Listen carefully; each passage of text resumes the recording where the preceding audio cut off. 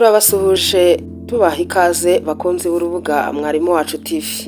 Mu kiganiro cy'uyu munsi tugiye kubagezaho uburyo abamotari bo mu Rwanda bakoresha moto z'amashanyarazi bishimira inyungu bari kubona mu kazi kabo ka buri munsi mu gutwara abagenzi. Ni ikiganiro mwateguriwe kandi mugiye kugezwaho na Genevieve Muteteri. Abatwara moto z'amashanyarazi zizwi ku izina rya Spiro mu Rwanda barishimira inyungu bakura mu gutwara izi moto. Amakuru dukesha ibinyamakuru bitandukanye aravuga ko kuri ubu abamotari bo mu Rwanda batwara moto z'amashanyarazi Spiro bari kugaruza inyungu bamburwaga na essence.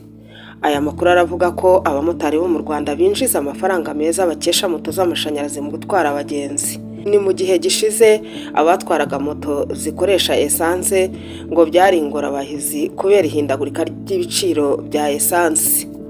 Bakanavuga ko ngo byatwaraga amasaha menshi kugira ngo umotari abone essence yo gukoresha abone n'icyo acyura mu rugo. Ibi bigatuma bakora cyane kugira ngo bacyure umubyizi nawo ngo utaruhagije. Gusa ngo siko bimeze kuri ubu kuko moto z'amashanyarazi Spiro ikibazo cyakemutse kuko ngo bakora bisanzuye badahangayikishijwe n'ishira rya essence ndetse no kuza kubona icyo batahana.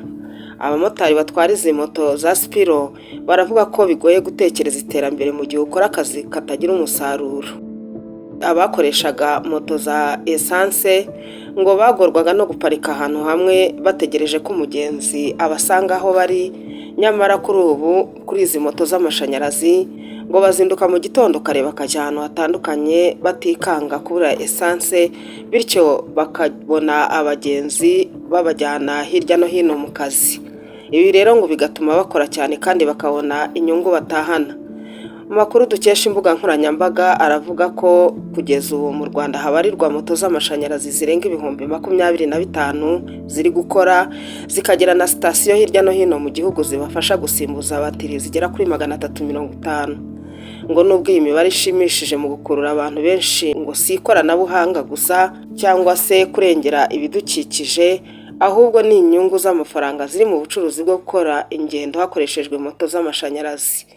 Twababwira ko ikiguzi cyo gusimbuza batiri kuri izi moto z'amashanyarazi kiri ku mafaranga 2450, bityo bikemerera gukora moto urugendo rungana n'ibirometero 75.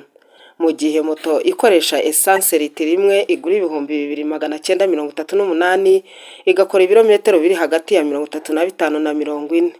Izi moto z'amashanyarazi zikaba zaraje mu Rwanda mu rwego rwo gushaka impinduka mu kwihutisha gahunda yo gukoresha uburyo bwo gutwara abantu n'ibintu bitangiza ibidukikije. Bakunzi ba Mwarimu Wacu TV, naha dusoreje iki kiganiro, turabashimiye, mukomeze mugire ibihe byiza. Turabifuzaho ko mukomeza kudukurikira muduha share na comment ndetse na subscribe. Tukaba rero tubifurije komeza kugira ihirwe mu buzima bwanyu. Murakoze. Nari Genevieve Muteteri.